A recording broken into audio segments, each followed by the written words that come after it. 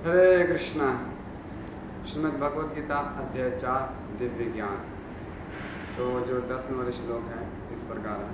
वीतराग भया क्रोधा मनमाया माउपाश्रिता भावो ज्ञान तपसा पूता मत भावागता।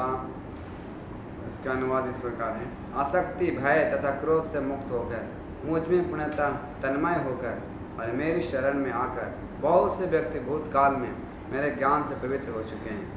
इस प्रकार से उन सबों ने मेरे प्रति दिव्य प्रेम को प्राप्त किया है। हरे कृष्णा। तो यहाँ भगवान बताते हैं कि आसक्ति भय और क्रोध से मुक्त होकर मेरी शरण में आओ और तन्मय तरह से हमारे शरण में लेकर तब तुम, और बहुत से ऐसे लोग हो चुके हैं, पवित्र हो चुके हैं। इसका इतिहास बता रहे हैं। आसक्ति बोले तो हमारे जो भौतिक आसक्ति, और भय बोले तो ये भी संसार में जितने भी भय बने रहते हैं। आज दुनिया में डर यही चीज़ का है, भय बना हुआ।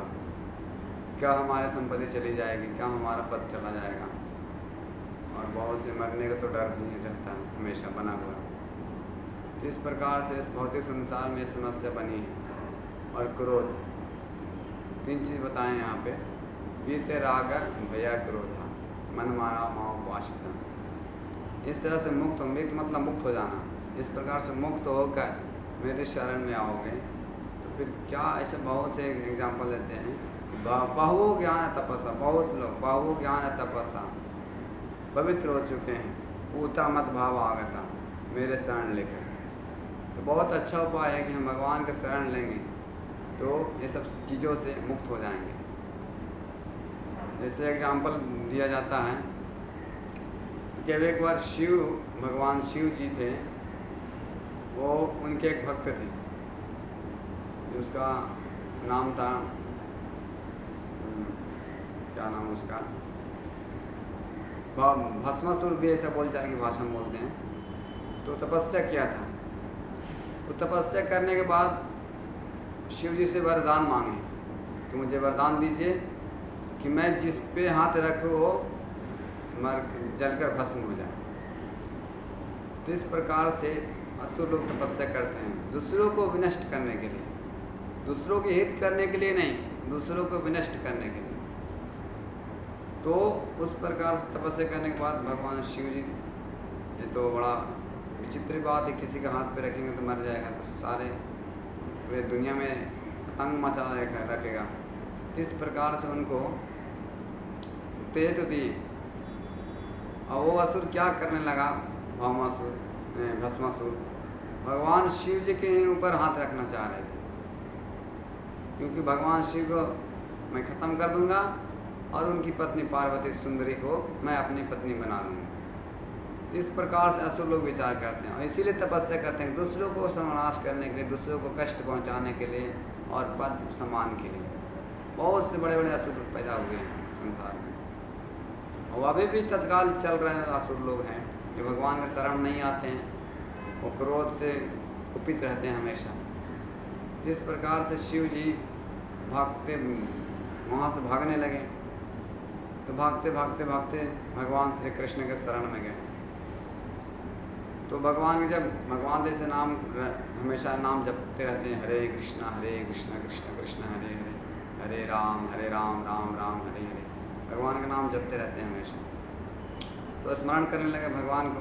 तो भगवान क्या हुआ, एक छोटे पट्टू ब्रह्मचारी के रूप में धारण करके उनके दौड़ते हुए पीछा किए। बोले कि ए शकुनी पुत्र, कहाँ भागे जा रहे हो। तो इस प्रकार से उनकी आवाज़ सुनकर और उस बच्चे के प्रति बहुत वात्सल्य हो गया, सुंदरता देखने लगे। क्योंकि भगवान जिस रूप लेते हैं तो कहीं अट्रैक्ट करने के लिए, तो अलग अलग रूप, जिस उद्देश्य अवतार लेते हैं उसको अलग अलग अवतार लेते हैं। तो ब्रह्मचारी के रूप में तेजोमय हम दिख रहे थे भगवान। तो उस जो भस्मासुर था उसको दर्शन करने लगे और सुंदरता को निहारने लगे। तो शकुनी पुत्र, कहाँ जा रहे हैं, कहाँ जा रहे हैं, मुझे तो बताओ। तो बोले कि मुझे वरदान दिए शिव जी, मैं थोड़ा उनके ऊपर चेक करने जा रहा हूँ कि ये वरदान सही है कि नहीं। तो बोले कि आपको मालूम नहीं, शिव जी इस समय पगलाए हुए हैं, वो पागल हो गए हैं। जब से उनके ससुर दक्ष ने उनको श्राप दे दिए हैं, इसलिए उनकी अभी मनस्थिति ठीक नहीं है। वो श्राप दिए हैं, अच्छा है या खराब है आप खुद चेक करके देख सकते हो। तो भगवान श्री कृष्ण के वचन कौन टाल सकता है? वो अंदर से बाहर से हर जगह प्रचार करते हैं, बाहर से भी प्रचार करते हैं, अंदर से भी प्रचार करते हैं। तो भगवान शिव भस्मासुर भगवान श्री कृष्ण ऐसा बताएं तो खुद बोले कि आप खुद चेक करके देख लो ये वरदान सही है गलत। तो अपने हाथ के ऊपर वो रखें तो खुद जलकर भस्म हो गए। तो इस प्रकार से शिव जी आकर उनकी स्तुति करने लगे भगवान श्री कृष्ण की। आप परंपरा में आप ही भगवान हैं पूरी तरह से करने लगे।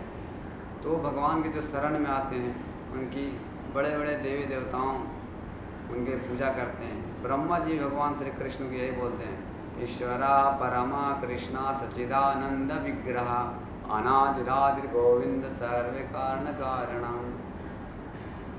परम भगवान श्री कृष्ण ही हैं और उनका सच्चिदानंद विग्रह है और आदि अनादि गोविंद सर्व कारण का, सारे कारणों का कारण जड़ वही है। तो इस प्रकार से भगवान जो है हर प्रकार से हमारी सुरक्षा करते हैं।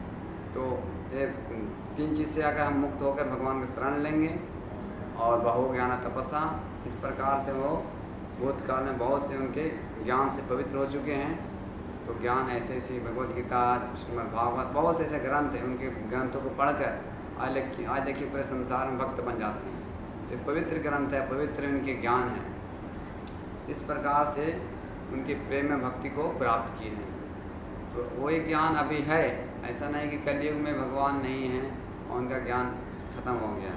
इसीलिए हम लोग प्रयास कर रहे हैं ताकि सबको यह ज्ञान मिल सके और अपने ज्ञान के अनुसार वो जीवन यापन कर सके, भगवद गीता के अनुसार जीवन यापन कर सके और वो भगवान के धाम जा सके और उनके प्रेम और भक्ति प्राप्त कर सके।